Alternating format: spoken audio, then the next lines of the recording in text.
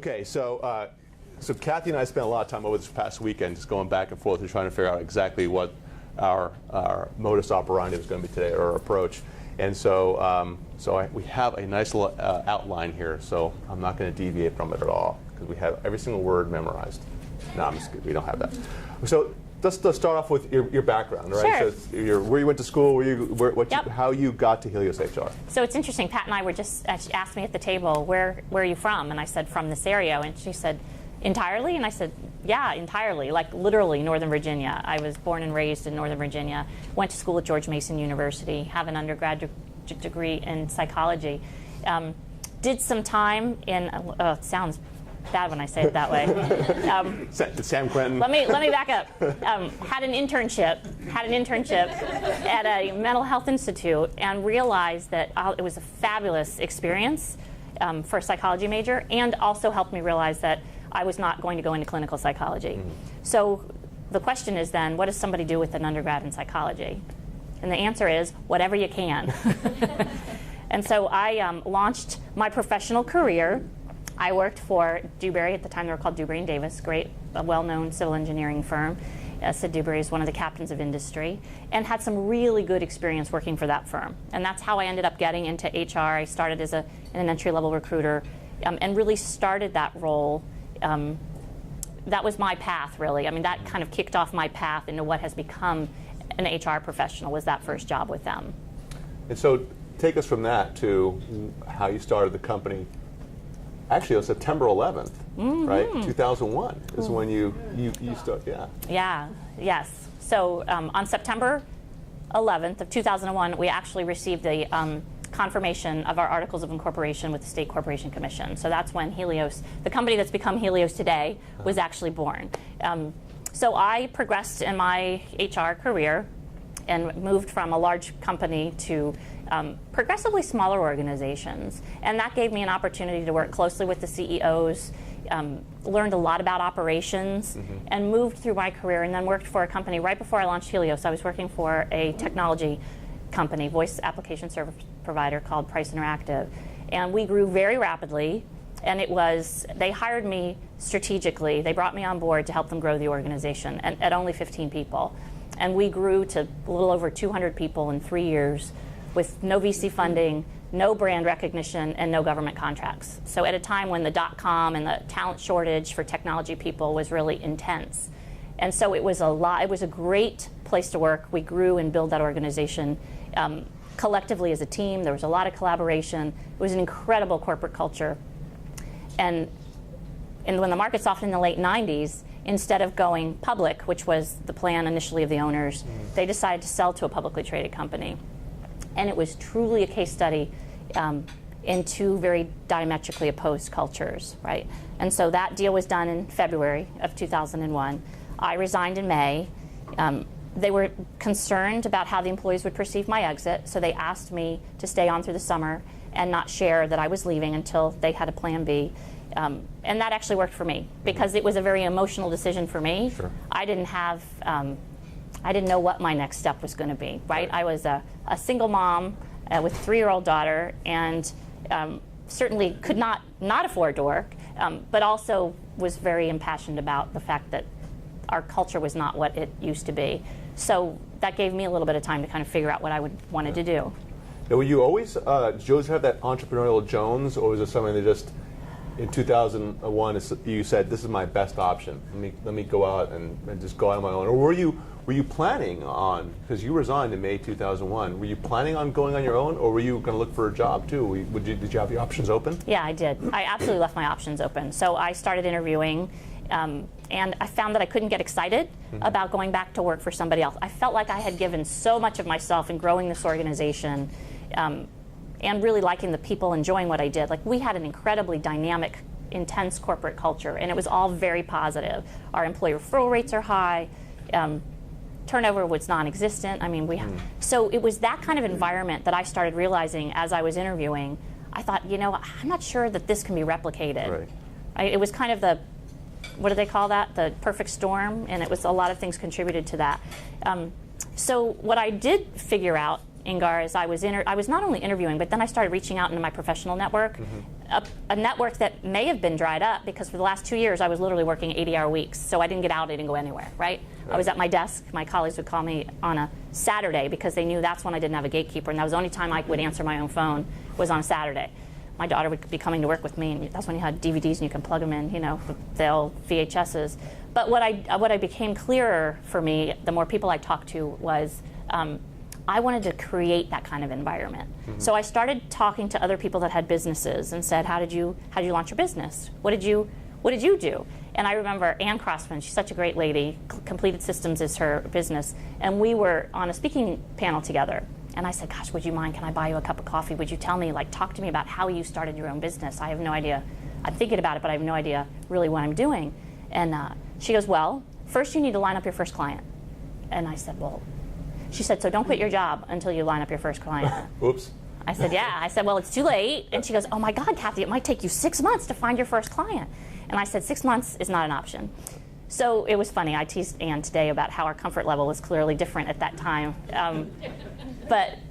So that's really what I did, is I launched, I started talking to everybody in my network, and I found that people were very gracious, and even though I hadn't been connected really for a couple of years, they opened back up and let me back in, and everybody wants to help if you just let them know how they can help you. So I got my first opportunity, first couple of clients, in September, actually, in that month, and launched what's become Helios today. This was just working your network, right? You just Correct. You made enough phone calls and Yep. had enough coffees and was able to get Exactly. enough work to pay the bills for a while. Absolutely. And this was just you then, also, when you started off, right? Absolutely. You didn't have any 1099s or any employees. Just me. Yeah. That's all I had to market, to sell, yep. So you take the work that you can do, right? Yeah. So, And all about that. So the evolution of Helios, so it's been 12 years, right? And the company has evolved significantly since those early days. So it was me initially. I had a couple of really good first clients, which were amazing, and really helped them build the case studies and the stories to then have stories to talk about. It was me taking on a couple of projects, and then really started getting, I guess through my networking, some requests to do some different work.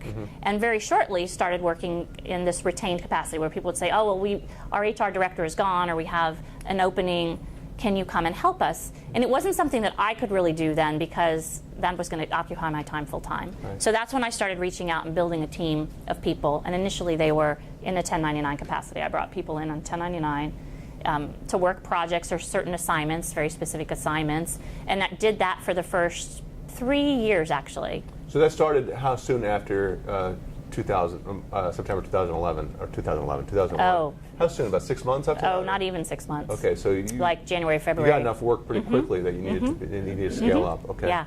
So take us then from that situation to... How'd you come up with the name Helios HR, by the way? Where did that come from? I mean, not just where you came up with the name, but when did you decide that you needed to do a branding shift? Was it when you which came first, the W-2s, the 1099, or the Helios HR name? All good questions. Okay. So I'll answer them for you. So who knows what the original name of the very original name was for Helios HR? Does anybody in here know that? Natalie. No, Natalie. I'm even asking you. Even you can answer. Nobody else is raising their hand. You can answer. Management? Oh, you remember that? Very good. It was Wright Corporate Services. Oh. So Wright Corporate Services, because at the time my name was Kathy Wright. It's probably more information that you wanted. We could cut that out of the video if you want. Found very clearly that it didn't have the brand that represented what I did, right? So then very quickly, within literally, that name only lasted a couple of months. Then very quickly moved to the name of HR Concepts, which I felt was much more descriptive of what the organization did. But then found over the period of several years that it wasn't a name that I could protect or brand, because there was a local person that had also used that name. Okay. So then we went on a very intentional search to brand and name the company, Okay. right? It was beyond just look up and see what web domain is available, it took an hour to name HR Concepts. Okay. So this process, by this time, I'd had a team of 12 people. I wanted it to be collaborative. Those of us typically in HR, I prefer to be collaborative, and it became a painful, awful time to name the company. It was just painful. So because I couldn't agree or I didn't like all the names that everybody I came up with was basically it, right? We gave everybody the opportunity for input, and then so I would be I was on vacation. I remember one time with my daughter, and we were in the library at the beach and picking out books, and I'm looking up like. I'm taking a thesaurus and I'm looking up names, and people are emailing me going, oh my God, I hope you don't expect me to be doing this when I'm on vacation. Please. Finally somebody said, just make it stop. Pick a name and just make it stop. But we actually worked with a firm to help us brand. Good. And that was very helpful. Uh-huh. And then we worked with an attorney to determine that there was You could Thank get you. the name. Thank you, right? Ingar. Yeah. So really what you wanted to know, that's way too much information, I No, apologize. I think that was perfect actually, because there was an effort that you went through to do this branding. Yes. And I think a lot of times, I know I did it, and I know a lot of other people, the clients have done it. They tend to trivialize it the first time, and then and then second time around, or third times around, they actually make the investment. I was talking to somebody last week who said he's going to spend on his small company, $5-10 million. He's going to spend $140,000 to $160,000 in rebranding. Yeah. So he's going to do it because he's bringing in a team of experts to start off from the name to the processes to how they're going to communicate their value and so forth. So he really is making a big effort here, and he said, well, but it's $160,000, hopefully well spent. Right, as long as you're intentional about it and doing that diligence up front. So how we selected Helios. So Helios is the Greek word for sun, and my background, I'm Greek. My mother was born in Greece, and the part of the brand that did work for us when we were HR Concepts was energy. So we had people talk to our clients to say, how would you describe the firm, your experience? And they said things like high energy, results oriented, getting things done. So through that we had a color, which was orange, that we had branded. Sure. Okay. And the pen that I wanted to show you, and it's on my desk, I didn't bring it, was what we used to do early on is I would carry these orange pens that said HR Concepts at the time, and I would say, now I'm going to give you this pen, but it comes with a commitment. When you see me the next time, you have to be using this pen. And it was amazing how that worked for people. Like, people had that pen everywhere they were, and people would fight over the pen. Like, I would hear stories of people go, somebody has my pen, and no, it's my pen. And it was crazy, these stories that we heard, but it was part of the brand. And so when we moved to Helios, we wanted to maintain that brand as well. And the color was a big part of that signified the energy and the sun. Sure. You actually, if you look at the pictures, Kathy's picture there, you'll see that the orange sun streaks in the background, right? So interesting. All right. Well, thanks for that. I was curious what that was all about. So perfect. Okay. So let's go back then to what took you from being a company that did projects and 1099s to what is now W-2 employees and a much larger HR company? So there was one bid an RFP that we responded to. It was with the Airports Authority. And on the application, on the RFP, very simply, they said, how many employees do you have? And well, to be completely truthful, we had no employees because everybody was a 1099, and we're an LLC, so I'm not even considered an employee. I'm the owner of the company. So I said, I can't answer that question. So I went back to my team and said, we're all going to get on payroll. We're going to all get on payroll because we got to win this bid. And they were doing this, I think, for lifestyle reasons. They liked part-time work, so they were okay with it. But they really didn't want to feel like they weren't full-time employees at the time. It was a group of part-time employees really that converted over. But that was really the first turning point. So then after we launched a payroll, then the next one was, when are you going to hire your first full-time employment? So very shortly thereafter, we were hiring full-time people on payroll. And I remember my very first, the first time you hire your first-time employee, I didn't have a big contract that I was, staffing up 40 people at a time. It was truly a couple at a time. And I remember thinking, I need a new car. Do I hire an employee? Right. Do I buy a new car? And I presented it to somebody whose advice and counsel I admire very much, actually. And I said, what do I do? And he goes, well, Cal, can't you do both? And I was like, wow, that was very liberating. Sure, I can do both. But that was one of the early on transitions. And so we grew organically for a couple of years by adding people as we needed them. And then we also did an acquisition of a company called HR Advantage. And that was a ton of fun. So tell me why. So why did you do an acquisition? What was that? What purpose did it serve for you strategically? So it's a great way to scale rapidly, right? So we had a lot of opportunity, and hiring people a couple at a time is, building your pipeline of good people takes time. You have to be very intentional about it. So it allowed us to bring on a team of 6 people right away, and it allowed us to also, they came with contracts. So it was an asset purchase agreement. So it was a pretty simple transaction, really, from an acquisition standpoint. And our personal philosophy and our client service mentality and our team experience mentality were very much aligned. So it worked well. Our cultures really fit nicely. So how did you figure that out, though? So, I mean, do you have an M&A background? Do you learn it from business school or something like that? But how did you figure out, oh, this is kind of transact. First, I want to do an acquisition, and second, I want to do the kind I did. How did you figure that out? Sure. So I'll share with you just a little story about how we even met, because they weren't really on my radar screen. I didn't really bump into them a lot. They'd only been in business 3 years, and they were doing a lot of recruiting. So we didn't really see them in our space of outsourcing HR. But I saw, one day I got an HTML, and a colleague of mine, Sharon Armstrong, who's a dear lady, was speaking for this company called HR Advantage. And I'd never heard of them before, but I really wanted to see Sharon speak. So I shot Sharon an email, and I said, hey, friend, it looks like you're working with the enemy. And she said, no, Kath had to. Sorry, they had incriminating pictures of me, or something like this. So I kept getting these invitations to attend, because at first I thought it's just a mistake. Maybe, I don't know how I got on their list. And they kept inviting me, so I finally registered. And then I got a call from Ethan Gill saying, I'm really sorry, this is a little uncomfortable for me, but you're not going to be able to come. I go, what do you mean I can't come? He was uninviting me because I was a competitor. And I was like, are you kidding me? I said, I'm just coming to see my friend. What do you think, I'm going to take your clients? And he went, I just am really uncomfortable with this. I don't think you should come. So I said, who are you? And I thought he was some telemarketing guy, told to call me. And now he goes, I'm the owner of the company. So it was a great guy. So I said, all right, if this really makes you uncomfortable, I won't come, but you have to agree to have a cup of coffee with me. Right. And we met at Starbucks and had coffee, and we really found that we had a lot of similar philosophy. So, but to your point, we started slowly.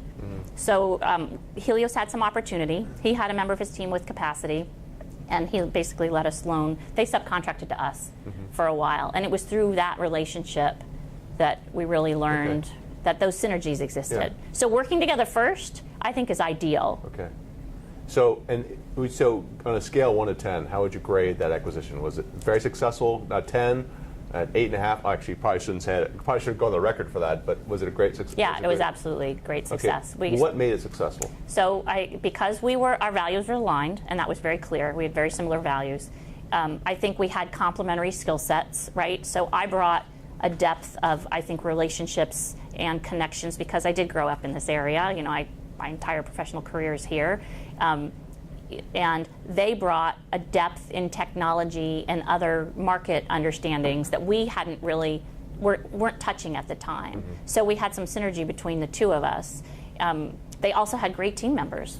And because of the way we did the transaction as an asset purchase agreement, so we were able to acquire those contracts that we wanted. So we didn't take all their clients, right? And nor did we make offers to all of the people. So it was very much an opportunity to get to know who we thought would be a good fit. And then what we did is we went back in and we met with the key clients, and he came out and introduced me and said, I want to introduce you to my new partner. We've joined Helios. And that was very helpful, because they really liked him and they had a great reputation. And it was funny. So all the clients really wanted to know is, are my rates going to go up? Right. And are my people, are you going to take my, are you going to move my people around? Do I get to keep my same HR business partner? Right. Yeah. So, so that was successful. So I'm going to change gears a little bit and talk about what things happened that weren't so great in building a Helios HR. So what are some of your failures, if you will? Failure is a strong word, Ingar. Yeah. In fact, I think when Ingar sent the announcement out, I don't remember how you said it now. Oh, yeah, that's right. Yeah. But I protested I protested the subject line, because again, I think failure is a strong word. But in the let someone fail for you, I think was the subject. Oh yeah, come learn from somebody else's failures or mistakes. Maybe you didn't use failure. Maybe it was mistake. And the reality is, after being in business for 12 years, you're going to have made a lot of things. There are a lot of things you would have chosen to do differently. Right. But each one is always a learning opportunity. Right. So for those of you starting out, right, what a great opportunity. And you're going to your company will evolve and it will grow and it will shift. And as long as you can be flexible and nimble and make those adjustments, you'll be successful. As long as you respond to the feedback you're getting from the market, and willing to try things differently. So I have to say, for me, a lot of it, in looking back, a lot of what I learned is really the importance about team. So when I was in corporate, you have a small team, but then building a team where everybody has to have the same values, the same synergy, the same goals, really, and finding those people on your team is so important. Is so important. So learning how to identify not only those people, but first being very intentional about how you articulate and are clear on what you need or what you're looking for. And that was hard for me to learn. Sure. Well, let me pull it straight a little bit here, right? Because, again, from my experience, a lot of companies talk the talk about team building, but they don't walk the walk. So they don't take the steps necessary to build a highly effective team and then to lead that highly effective team. They do not take the steps. So why don't you talk a little bit about that? So and why it's so important. What makes a team, a high value team, so much more, so critical to the success of a company? Talk a little about that. So I think first you have to be able to identify who those people are, and before you identify them, you have to be clear and be able to articulate what you need, what we all need, and what that person looks like. How can somebody be successful in your organization, and what that looks like? And so oftentimes we work with CEOs who just think that people should get it, right? I hear that all the time. Well, they should just get it, or they're highly compensated and they should get it. They're senior people, and then when you really talk to them, they haven't had those conversations because they think they should just get it. I remember working with somebody who was getting ready to terminate a vice president, and I said, well, will he be surprised that today's his last day? Well, he shouldn't be, because he hasn't been stepping up. But have you told him what that looks like? So really, and the answer is no. We just, he should get it. So the conversations around, let's be clear. So it's not enough to have values in an organization, but then what are those behaviors that support those values? So at Helios, for example, one of our values is be engaged. What does that mean, right? People might think they're engaged, but they might not meet my expectation or level of engagement. So at Helios, for example, it became very clear to us that it's an integrated organization, right? So if somebody comes in and says, I just want to do my 9 hours of work a day, and I want to go home and I want to be left alone, I want to compartmentalize, then we're not a good company for them. We're truly integrated in terms of our engagement in the community, our engagement in the nonprofits that we support. And it's not something that can just be done during core business hours. It's things that happen. So for us, we're very clear on what be engaged means for us. And it's great for some people, and for others, it doesn't work. So first, doing the due diligence to find the right people. But then once you get them, it's amazing. If any of you have ever worked with a team, you have colleagues that are really great, that kind of elevate everybody, or you have people that just suck the energy out of you, right? And we don't want to work with those people. And so you've got to be able to really identify clearly and articulate clearly first what you're looking for.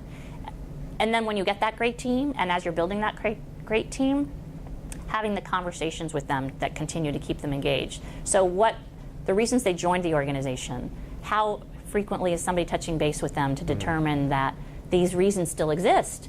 Is it every 6 months? Is it a year?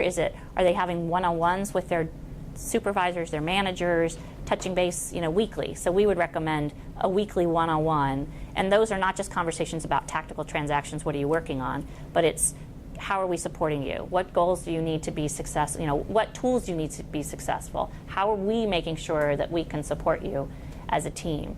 And enough of those conversations don't happen. Us early on, they didn't happen frequently enough because we were just running hard, and everything was about responding to the next opportunity. And so now we're very intentional about building time in to have those conversations. Okay. So it sounds to me, from what I heard, was that the way you are, what's the word I'm looking for? I'm forgetting the word, but the way that it's like I helped you before. How come you're not helping me? Intentional. Yeah, intentional. Thank you. See, it works great. It's a way to be intentional about building a team is through your recruiting processes and then through your leadership. So how you're managing that team, the one-on-ones and so forth. And is there also a part about how quickly you need to let go of the people who are not part of that team? So that's a great point. That's a great point. Thank you for bringing that up. So sometimes people, either they're making mistakes in the hiring process initially, so hire slow, fire fast. Some of you have heard that, right? Hire slow, fire fast, big advocate of that. So if you realize that you've made a mistake, then certainly address that. But sometimes what happens is, the people that start with an organization are great to help build that company at that time, but as the organization matures or scales, they don't have the same skill set to help them or to scale with them, right? That happens a lot. And so we see some CEOs that, because of loyalty, a duty of loyalty, right, they hang on to people longer than they should. And what that tends to do is the high performers in the organization see that there's a disparity of performance, and then they get discouraged. Right. And it creates a lot of challenge internally. And so executives tend, it's been my experience that they tend to hold on to these people much longer than they should, again, because of a duty of loyalty, and because it's hard to have those conversations. Right. Nobody wants to say, gosh, I appreciate all you did for me for the first, the last 3 years or the last 10 years, but now we just don't have a fit for you in this organization anymore. That's a hard conversation to have. Yeah. Yeah. And so what they ultimately do is they'll try to create roles for them, hoping they can be successful, and it's really just a matter of time as opposed to just having a conversation with somebody, unless they're a very large organization, and there could be some more opportunity. But in your small to mid-size, it's still a tough conversation in large companies, right? Yes. In fact, they'll hide people or be willing to put up with a poor performer in a leadership role, I would assert, a lot longer than a small business would. Because a small business ultimately has to decide, this guy is just not working out for me. I need to let him go. And especially, and you're right, it's one of the hardest things for a small business owner to do. We've had a ton of CEOs in this room before. I'm looking at Jim because you've come out every single one of these things, and 95% of them is the same thing basically, which is that the hardest thing for them to do, and the thing they stress to every person in the room is you have to let go of the people who are not team players. If they don't fit your culture, you have to let them go. And they all said that was one of their biggest mistakes. Yeah. Was holding on to a person way too long. Yeah. Al Pazer, when he was here speaking about that, said that as the more senior they get, the faster you let them go, because they'll cause more and more problems. How did this impact you in Helios HR? Because one of the things we talked about, so you tell me, I'll bring up the example, and you said this when you had your first government client, and you didn't get personally involved in the operations. That was one of the issues you had. But is that related to this team issue, or you want to talk about two things differently? That's a different conversation. Okay. That goes with earlier what you opened with, which was things you would change or do differently. Yeah. Right? Yeah. So let's finish up the team conversation about how that might have impacted you, and then let's talk about that, and then we'll finish up with your 8 or 9 or 10 other items we have left. Sure. So how it impacted us personally, we had a leadership position open a couple of years ago, and I was looking for people, for doing my due diligence, finding people, and we hired somebody in a role that was not a good fit for Helios. Very senior, very seasoned, had a phenomenal resume in consulting, but wasn't a good fit for our organizational culture. And how that came out was this individual really wasn't a team player. So it made it clear to us that our non-negotiables, like one of the things I'll say is know your non-negotiable. It's equally important to know what you don't want as it is what you do want.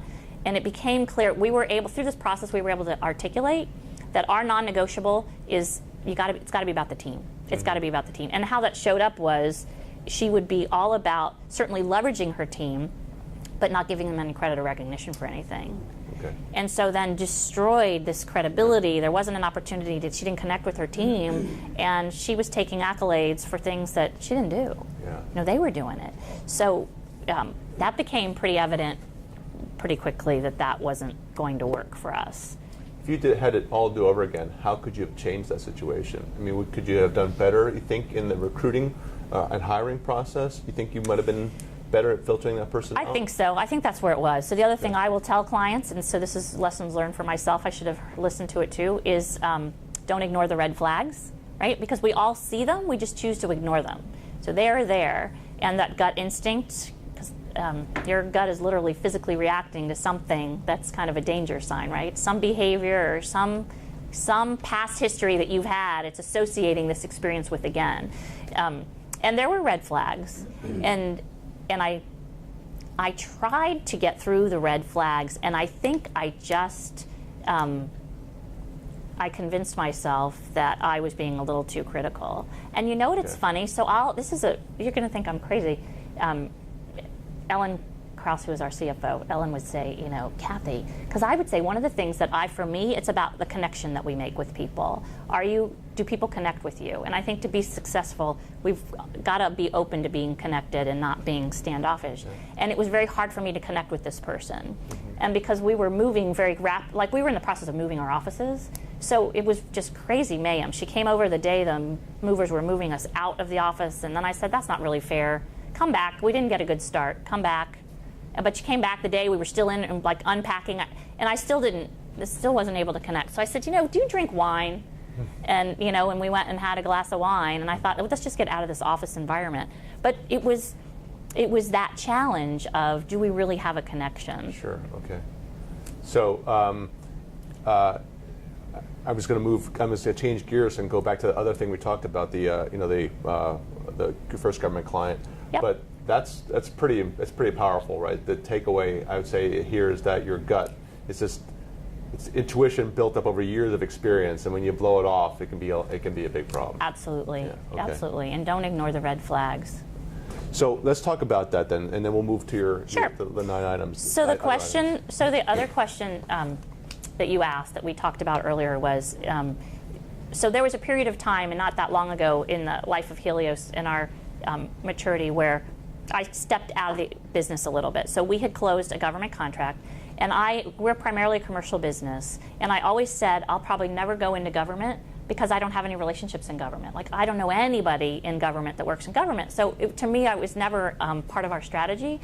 But then as we started doing more and more work with government contractors, we realized, wow, but we know a lot of government contractors, so that if we're going to pursue federal business, it would be through relationships with contractors, and we're happy to sub, because that just gets us an opportunity that we wouldn't otherwise have. So we actually had a strategy where we were talking to organizations that we knew to say, can we offer our HR services to your clients under your contracts, and we're happy to support you. And so we were approached by a prime and did some work, went into orals and presented with them, and got a great opportunity to support them with some workforce planning work. And it was a big contract for us. For them, I'm sure it probably was common for them, but for us it was a big deal. And so we staffed up for that, and built up the infrastructure to then scale, which meant I was bringing in more people at the practice leader level, and we were scaling the organization at that time. And it was great. We were building a great team of people. And it was interesting. What ended up happening is my team ended up saying, Kathy, you hired us to do that now. This isn't your job anymore. You know, just go out and do what you do. Just go talk to people, or go meet with clients, or go to your networking events, and but let us handle it internally. We've got operations. So I did more of that, and unfortunately, what happened is I wasn't involved enough in some of the interviewing that was happening internally at Helios, and so I would meet people as they were already being brought into the organization. And had I been involved in the interview process, things might have happened differently. So I'm very clear on what I think makes a good fit for Helios, and have, through our lessons learned, been very clear on articulating that for people. And so as we scaled, I was getting I had less and less information about what was happening internally in the company, right? And so I'm not sure, I think that happened too soon. And so I'm much more actively engaged in the company now.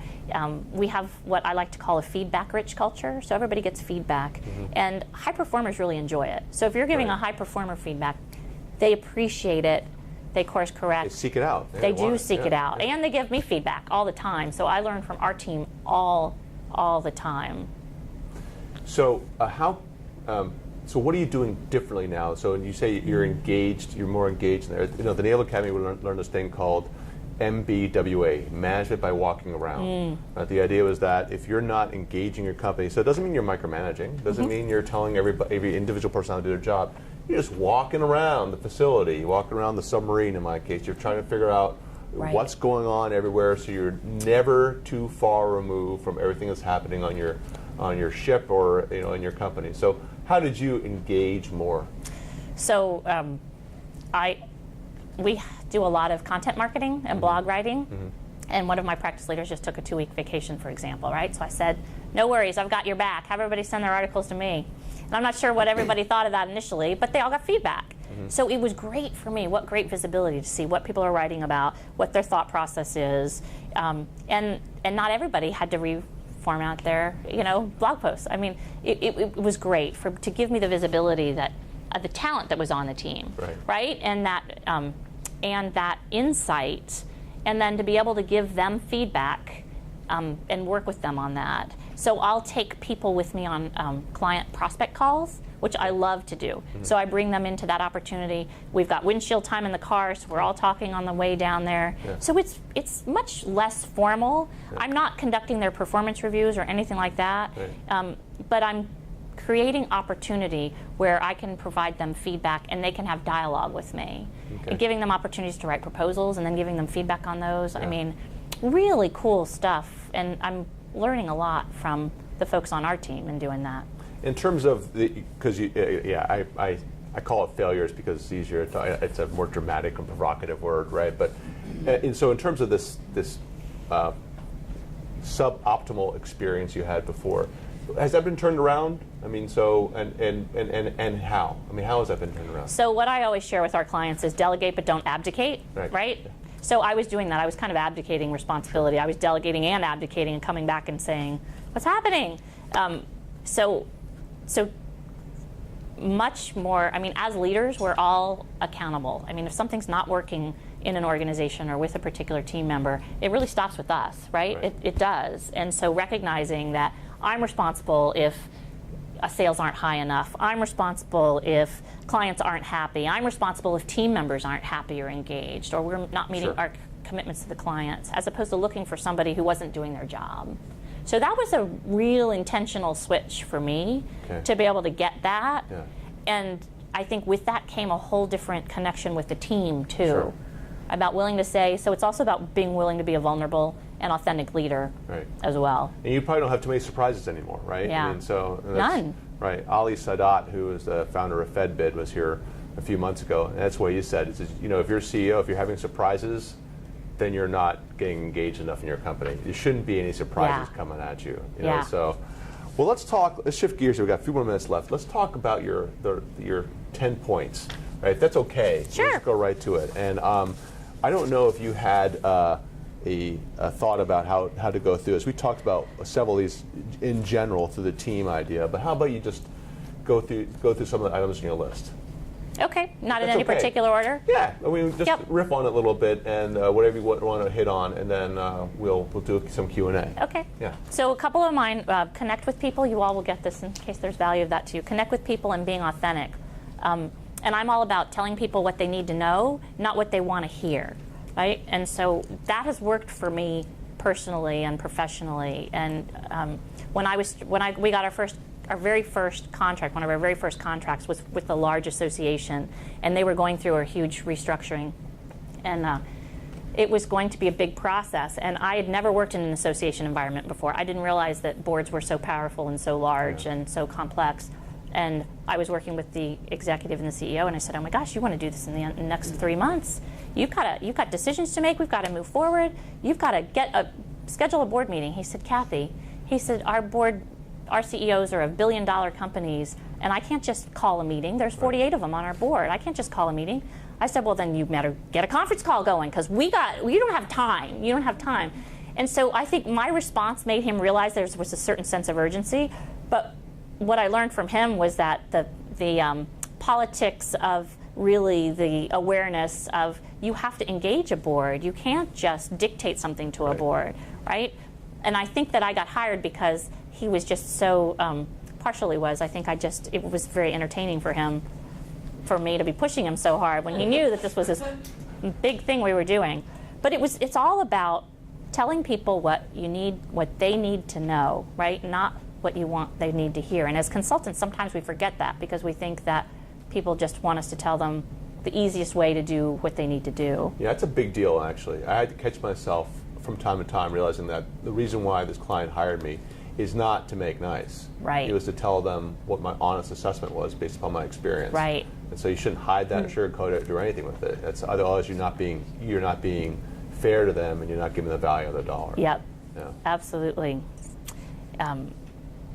Over communicate, right? Over communicate. I can't tell you how many times I've done this myself, and how many times we work with organizations who, again, just say, but they should understand, or but it says it in this document, or their offer letter said this, or it's in our employment application, or it's in our contract. Yeah, it's in the contract, but people don't talk about the contract. They're talking about, they create a relationship with us. So when we engage a new client or a new team member, right, whether it's bringing somebody on board, it's that connection that we make with them, and it's, are we communicating our expectations clearly? And whether it's in a contract or not, people have to understand at a basic level, you know, what it is we're agreeing to, right? What it is you signed up for. I'm going to pull something out here if that's okay. Sure. One of them was that being intentional about your culture. Yeah. You know, so wow. So how do you do that? What does that mean, being intentional about your culture? Yeah. So the book that you raffled off earlier is a collection of interviews of 20 award-winning CEOs, enlightened leaders as we call them, that have developed cultures of intention.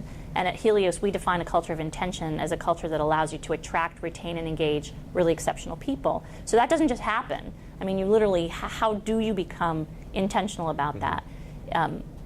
And what is it that it takes? What is your culture? And a lot of organizations don't really know, they can't define their culture, right?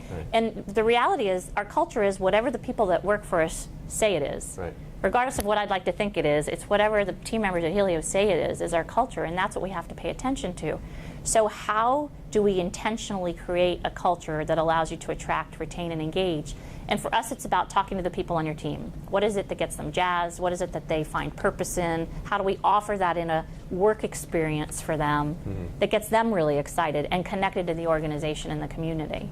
You know, just to bring it up, when I interviewed Dan Ackerson, who's the CEO of General Motors a few months ago, this was one of the big things he had on. Yeah. You know, just coming on GM, he had to change the culture, and that meant firing people. Right. And it meant reorganization to get people out of the way, to transform the culture, because he used to have a very antagonistic recruiting process. You'd come on board and people would interview and make it seem like, hey, we're GM, we're doing you a favor by bringing you on board. And Dan said, I can't hire any good people that way. Yeah. No one wants, the great people in this country don't want to work for me if you're going to act that way. So they had a clean house with their entire process there, and now he says now they can attract A and B players where they couldn't before. But he had to change the culture first, so that they demonstrated that you do not accept that kind of behavior at GM. So the old culture of be grateful you have a job, that's right, no longer works. That's right. Right? It doesn't work. Right. And so many CEOs want that one, right? They say, hey, you got a job, I expect you to do it, and don't even realize what they're missing. It's the difference between being a paycheck player and being a Baltimore Ravens, right? Being Super Bowl champions. So let's do some Q&A, all right? So how about some questions? Yeah, Courtney. Question. This is probably something you can talk on for hours, but just as you were talking about culture, I'm really curious to hear how you initially defined the culture. Was it you alone defining it? Did it become more obvious once you brought more people on? Can you go into and how you describe people just getting it? How did you define it and kind of enforce it with the team? So the reality, Courtney, is regardless of how we define it, whatever we say about it, it is what we live, right? It's the actions, it's the behaviors at work. So our culture is really a combination of all of our behaviors and the behaviors that happen at work. So it doesn't need to be branded or wait for somebody to define it. It just is what it is. And so when we launched Helios initially, it was all about being responsive and being reactive and being dynamic. So we had opportunity to respond to, and we were a very fast company. Like, we could respond very quickly. We were and we connected with our clients at a different level, I think, by getting to know them. So that was that worked for us in the beginning, being very responsive, right? Having people that were available to respond and recognize that they turned things around, that you were available to your clients beyond a 9 to 5 kind of responsiveness. But that's not a scalable culture, right? When you keep up that intensity and that pace all the time. And so we had to also learn that we had to be very intentional about how do you scale an organization where it's appropriate to be responsive when you need to be responsive, but it doesn't mean that it's okay for people to be calling you at 10 o'clock at night all the time and that you have to take those calls, right? I mean, we had that happening with some on a frequent basis. And it wasn't anything I asked anybody to do. It was just that they were being responsive and thought that that's what was appropriate to do. You had a question? Oh, no, Derek, okay. All right, so my question is, when I hear you talk about culture of intentions, engagement, a lot of that is very much sort of in person, live and in color. I heard James Altucher the other day. He mentioned that he sits on the board of a $1 billion staffing company and how business is booming. For the first time ever, over 50% of individuals who are unemployed in this country have a college degree. And the reason why so many companies are flush with cash is because they can hire, temps. They can hire outsource. Why would we ever pay, 3 full-time HR people when we can pay, and retain Helios HR and have this amazing team at a fraction of the cost? How's that going to impact sort of your model or just culture in general when, even coupled with baby boomers retiring, that because of their knowledge and their expertise, they're going to say, I would love to work, and you want my expertise and my knowledge, but I only want to do it for 10 or 15 hours a week, and I never want to leave my house. I'm just curious to get your thoughts, and if you see a shift in terms of culture and HR and employee engagement when it's going to be nearly impossible to have everybody in the same room at the same time. And so I'm not sure if that's much different than what a lot of other businesses they've already been operating under those cases, right? So like government contractors, for example, and correct me if I'm wrong, Derek, you might be asking for, it might be a different situation. But like folks in the government contracting community, their employees are on their client sites, right? They're operating remotely. They don't come together as an organization very infrequently, typically only on events that they're celebrating. It might be quarterly at best. Quarterly was when they I do was town a hall contractor, meetings, yeah. right? Yeah. And that's a great thing if they can even do town hall meetings quarterly. So I think that we have a very disparate workforce already, and there are folks struggling with kind of managing that remote workforce. I think the challenge is, and in that situation it might be okay, because they're really supporting their client and the mission of their client. The situation you described is there are people, if we can only have parts of people, right, or we're leveraging people that are willing to take a part-time opportunity, how do you keep them engaged in an organization? I mean, I do think that changes things, but I think there's also an opportunity to keep everybody engaged. So through technology is a great use of that. So at Helios we use Huddle, and we've been, so it's it's like internal Facebook. Yeah. And that's where we also do significant events. So we start every all-hands meeting with a significant event, which is a personal, give us something personally that happened to you in the last 30 days, because it allows our team to connect, because they don't see each other every day, because they come together once a week, and then in small group meetings, and then all hands once a month. But I think there are ways to continue to engage people.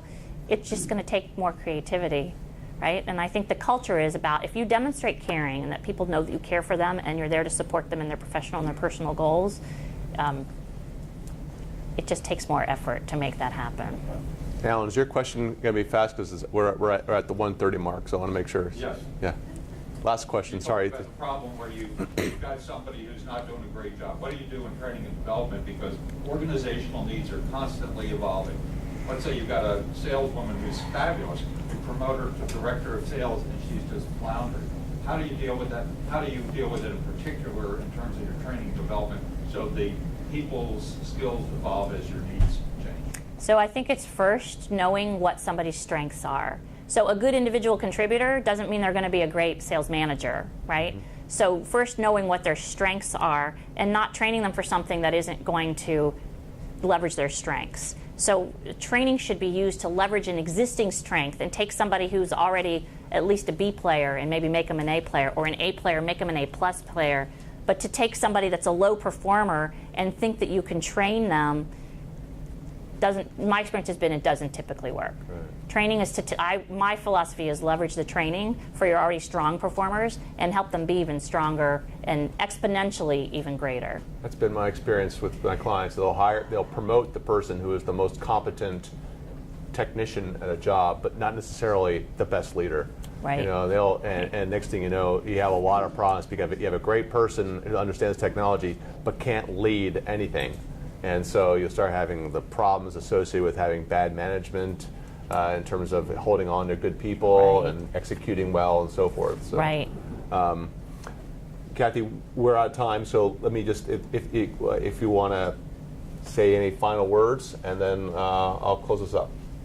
You know, I would just, as you all are, some of you are here building your company, some of you are here, have been in established, mature companies. I think it applies for all of us, is to just really find that connection. Like, what is it that you bring to your team, and how can you leverage your authentic self and help connect with your team members as you grow your organization? Well, Kathy, that was awesome. So thanks a lot.